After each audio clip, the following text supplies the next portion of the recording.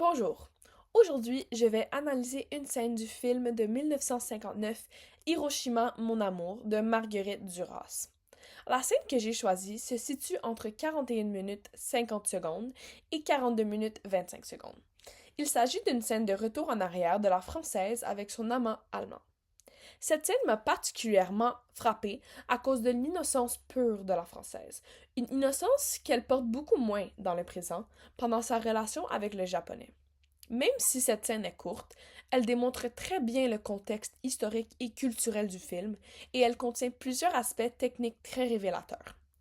Premièrement, le contexte culturel de la création de ce film est le mouvement du nouveau roman. Duras est associé à ce mouvement, qui se caractérise par une nouvelle génération rejetant les valeurs traditionnelles et représentant une jeunesse libre. La déstructuration des personnages et du temps est aussi un concept important associé à ce mouvement, et cette scène le démontre parfaitement. Effectivement, la course est des deux personnages pour se rencontrer, leur expression faciale joviale et excitée, bref, leur enthousiasme de se retrouver, démontre très bien ce thème de jeunesse libre et de rejet de relations amoureuses typiques ou traditionnelles. Cette nouvelle génération de réalisateurs, Duras incluse, un regard moderne sur les relations amoureuses, et celle du soldat allemand et de la femme de Nevers en est un bon exemple. Le fait qu'ils se rencontrent en cachette, qu'ils aient une relation taboue et qu'ils aient des relations sexuelles dans des endroits presque inorthodoxes comme un cabanon en sont des preuves. Un effet de déstructuration du temps est aussi présent, puisque cette scène se déroule dans le passé et la Française se rappelle ces moments en les racontant aux Japonais. D'autres aspects de création qui caractérisent la nouvelle vague et qui sont présents dans cette scène sont la dépersonnalisation et la répétition.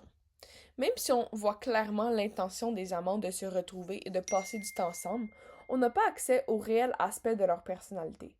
Ils sont aussi muets dans cette scène. On n'entend pas ce qu'ils disent, ce qui ajoute un sentiment de déconnexion avec l'audience.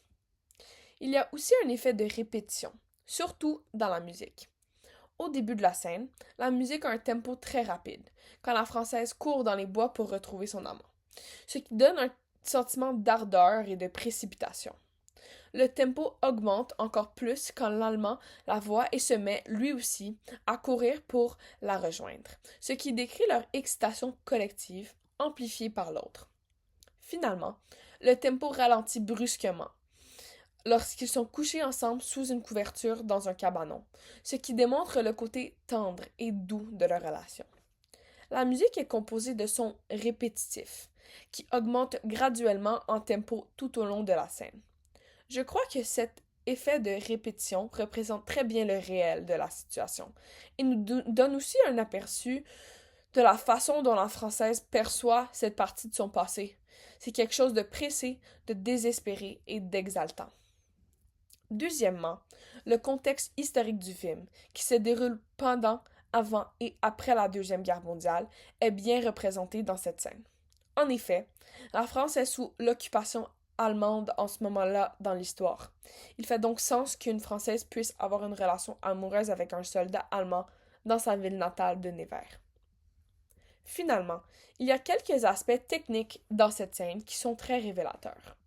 Par exemple, plusieurs plans sont filmés en plan d'ensemble, avec soit la Française toute seule dans un champ, soit l'Allemand tout seul avec le décor derrière lui. Cela crée un sentiment d'isolement et, selon moi, représente la solitude qu'ils ressentent avant d'être ensemble. La façon dont la scène est filmée, avec un accent sur les grands décors autour d'eux, le bois, un champ, un lac, etc., donne l'impression qu'ils sont très minuscules comparés au monde autour d'eux. En lien avec le contexte historique, leur histoire paraît alors insignifiante en comparaison avec la grandeur du conflit qui se déroule dans le moment en ce moment-là. Dans le monde à ce moment-là. Un dernier aspect qui m'a marqué est l'angle de vue du dernier moment de la scène. On voit les amoureux couchés ensemble en plongée, donc vue d'au-dessus. Ce moment est particulier parce que l'angle de vue est complètement différent du reste de la scène. J'ai eu l'impression de voir cette action se dérouler à travers les yeux de la Française qui revit ce moment comme si elle avait recherché ce souvenir précis et qu'elle le regardait cette fois d'en haut, presque comme une étrangère. Voici ce qui met fin à mon analyse de cette scène. En regardant le film dans son entièreté, c'est une scène qui s'est définitivement démarquée pour moi, à cause du changement de ton qu'elle crée et de la façon dont elle révèle beaucoup sur le passé de la Française. Merci de m'avoir écouté et bonne soirée.